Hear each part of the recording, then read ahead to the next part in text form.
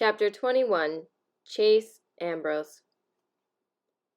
It should be familiar to me, sitting on the chairs outside Dr. Fitzwallace's office with Aaron and Bear, waiting for the axe to fall.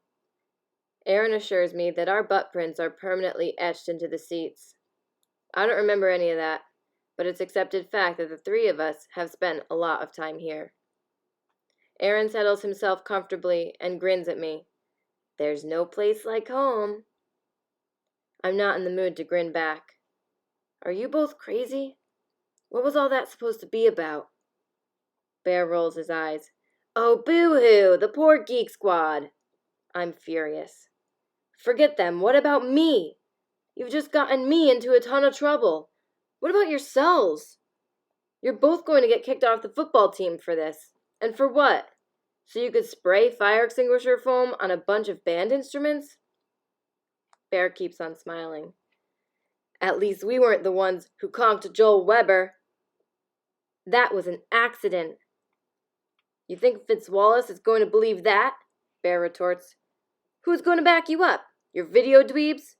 I kind of doubt you're their favorite person right now. I'm so upset I can barely come up with the right words. You did this on purpose to frame me. We're supposed to be friends. And you were so dead set on wrecking my life that you didn't even care if you went down the drain with me. Aaron's calm. No one's going down the drain. Are you delusional or stupid? With our reputation, they're going to throw the kitchen sink at us. Community service is something we can only dream about. We're going to get expelled. And we better pray Fitzwallace isn't on the phone with the cops right now. Relax, says Aaron in an undertone. First off, we are friends, and we're not going to let anything bad happen to you. Just stick with us, agree with everything I say, and we've got this. You are delusional, I hiss. How could there be any way to explain that train wreck in the music room? When the door to the inner office opens, the knob makes a snap like a gunshot.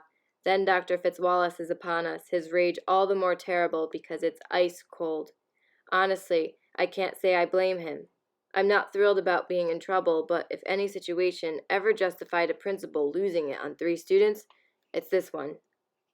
He ushers us inside and seats himself while we stand in front of his desk. Well, it's the 3 of you again. I was hoping... He looks at me and shakes his head sadly. All right, let's hear it. Knowing full well it's not going to get me anywhere, I'm about to protest my innocence when Aaron speaks up. I know it looks bad, but we didn't do anything wrong.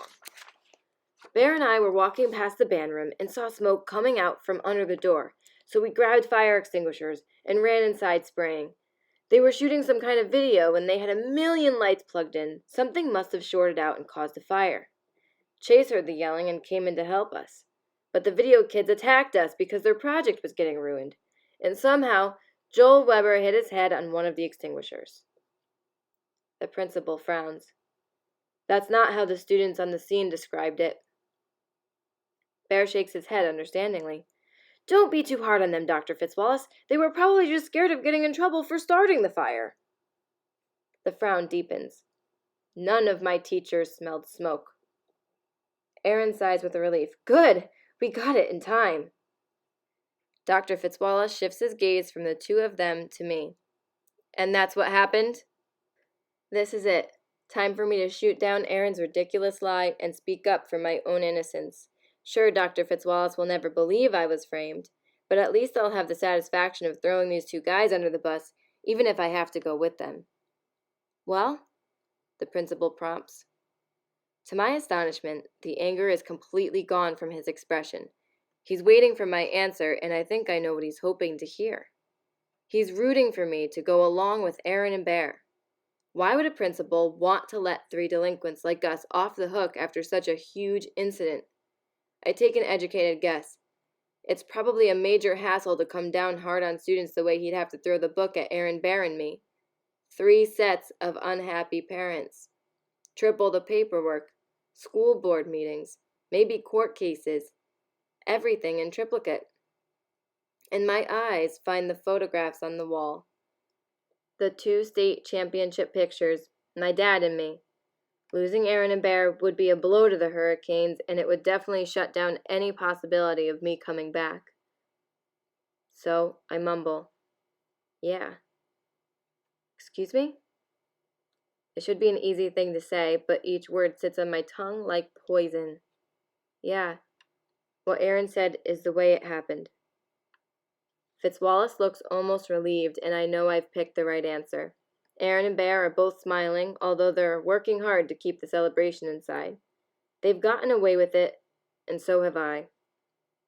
We're not totally off the hook. We get a bit of a lecture on how we should have called for help or pulled the fire alarm before taking matters into our own hands. He tells us we need to be less impulsive and not so rough with our fellow students. Also, we're not allowed to leave on our own. He calls our parents, and they have to pick us up. After we stand in the foyer waiting for our rides, Aaron and Bear are raving about our amazing escape. "Seriously, man," Bear tells Aaron. "I've seen tap dancing before, but that was filth, like art." Aaron nods. "I was afraid Chase was going to mess up at the end, but our boy came through. Didn't I tell you he'd have our back?" I don't say anything, but inside I'm thinking, it's true. I covered for them. I saw a way to save my own butt, and I took it. And in the process, I wrapped myself into their phony story and got drawn back into the old life. So this is what it was like: make trouble, lie, repeat. Luckily, those guys are so busy congratulating themselves that they don't notice I'm not adding much to the conversation. Bear gets picked up first, then Aaron. I'm just reflecting that my mom's not going to be thrilled about having to leave work early and come get me over this when the Ambrose electric truck rattles along the drive. Not Mom, Dad. He's beaming at me like I'm here to present him with a big check from the state lottery. I climb into the passenger seat. "What?" He reaches over and playfully punches my shoulder. "Fitzwallace told me everything, and I read between the lines. Way to go, champ!" "It wasn't great, Dad." He laughs. "You think that's the first time I've ever gotten a call like that about you, Aaron and Bear? It's never great, but you got away with it. That's pretty great." I almost say, not really, but that wouldn't be true. I could easily be buried under a mudslide of pain right now, and I'm not. I can't regret that. What I regret is the way I got so free and clear. When I arrive at school the next morning, Miss DeLeo is waiting for me at my locker. "You found out what happened," I conclude. "I'll apologize to Brendan, Joel, and Kimmy when I see them at video club." She shakes her head sadly. "I'm sorry, Chase. You're not part of the club anymore." Maybe I'm stupid, but that really catches me by surprise. "Nobody told you I didn't do anything wrong?" Suddenly, there's a bowling ball in my throat, and I can't seem to clear it away. "I spoke to the Webbers on the phone last night," she tells me. "Joel's okay, but the family is pretty rattled, considering that the injury came from you." "What about Brendan?" I press. "He knows I'm innocent." "I had a talk with him, too. He's not sure about your role, but the word innocent never came up." She shoots me a penetrating gaze. "And it doesn't help that you backed up the story that your two friends spun about an electrical fire." My heart sinks. She's right about that. I signed onto the lie to save my own skin, but I never thought about what that would look like to the video clubs. They know there was no fire. They've all been waiting for the old me to show up, and I delivered. "So they kicked me out," I say. She shakes her head. "That decision was mine. I'm really sorry, Chase. You were doing so well. Warrior is the best middle school project I've ever seen." I think of Shoshana. I can only imagine how mad she must be. "Don't worry, Miss DeLeo," I say, surprised at how hard it is to keep my voice steady. "I'll stay away." It bugs me, but what really bugs me is how much it bugs me. What do I care that a bunch of video dweebs don't want me in their club? I bring myself up short. Video dweebs? That's what Aaron and Bear call them. As upset as I am, I'm not going to stoop low enough to use their words. I blame myself for the mess I'm in, but I mostly blame those two. Speaking of Aaron and Bear, they're acting like everything is beyond awesome between us. Funny, I found a way to give them a pass for a lot of rotten stuff, including maybe even stealing a war hero's medal. But what I can't forgive them for turns out to be something I did all by myself. I protected them, because it was the way to protect myself. The cost turned out to be one video club, plus the way I feel every time Aaron and Bear refers to me as our boy. I start taking weird detours through the halls just to avoid running into them. My one consolation is this is a short day for me. Dad's picking me up at 11 and taking me to my appointment with Dr. Nguyen, the sports medicine specialist. At least that spares me lunch at the football table. I won't be eating with the video crowd anytime soon. Is it possible to lose your appetite for an entire school year? I spot Brendan a couple of times, but when he sees me, he quickly turns away. I catch a glimpse of Shoshana, scorching me with a look that would melt titanium. I don't think Joel's even at school.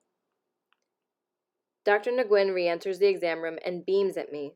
Well, young man, I've got good news and better news. The good news is you exhibit no lingering concussion symptoms, and you're fit as a fiddle in every way. The better news is I'm signing the medical form authorizing you to return to the football team with no restrictions. Congratulations! Gee, what a surprise. Dad searched and found a doctor who would clear a dead man to go out there and get tackled. And only 60 miles away. As we drive home in the Stang, Dad rails against brain-dead Cooperman, who kept me off the gridiron for no real reason. Dr. Cooperman has a diploma from Harvard Medical School in his office, I tell him. I didn't see a diploma on Dr. Nguyen's wall. Dad snorts into the wheel. Just because he isn't one of those Ivy League snobs doesn't mean he isn't as legit as they come. This is great news, champ. You're back on the team. His brow darkens.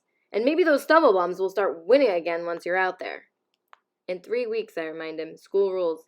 1 week of non-contact practice, then 2 weeks in full pads before I can even play in a real game.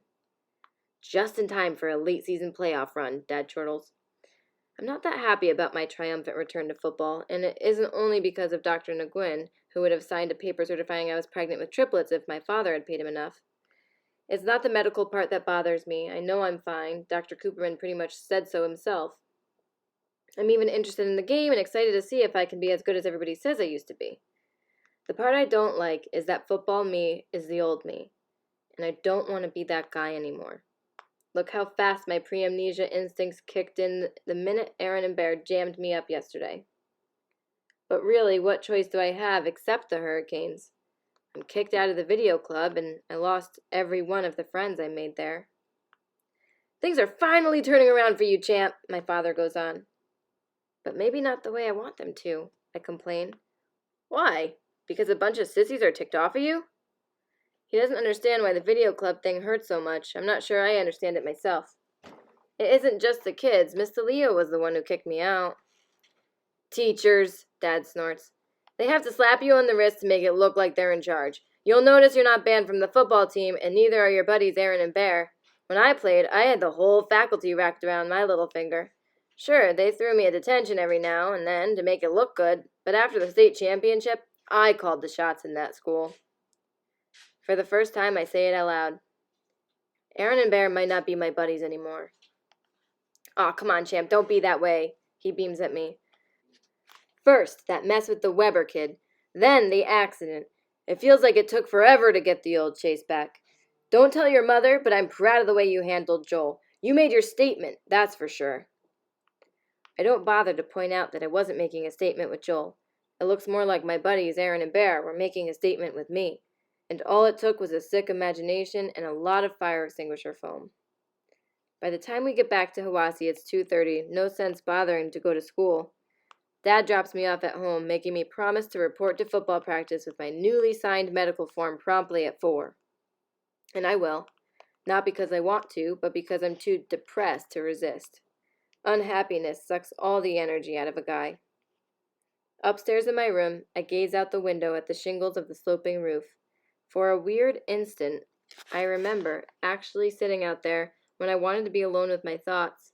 Or maybe it's not a memory at all, but something I'm imagining because I've been told so many times that's what I used to do. On a wild impulse, I raise the window and swing a leg over the sash. Carefully, really carefully, I crawl out there. I'm expecting to be terrified after what happened. Actually, though, I'm pretty comfortable on the gently sloping shingles. It even feels familiar. It's not a flashback exactly. Still, it has to come from my lost past. I definitely haven't been here lately. I swore to Mom that I'd never go out on the roof again. But she's at work now, and never is a long time. To my amazement, my body arranges itself in the position I'm told I used to prefer. Butt planted, knees bent, feet flat on the shingles. It's a different kind of memory, muscle memory. Amnesia can't touch it. I understand why I liked it up here. It's peaceful and private. The town is all around, but I'm above it, so nothing can reach me. I see the school and the football field I'll be on in a couple of hours. Not far away, toward downtown, is the Portland Street residence where Mr. Solway lives, and there's the park where we filmed Leaf Man. Just the thought of it brings the bowling ball back to my throat. That's the last time I'm ever going to get to work on one of Brendan's crazy videos. Dad says the old Chase is back. I wanted that once, but right now the new Chase is the life I'd rather have. And I've lost that, too.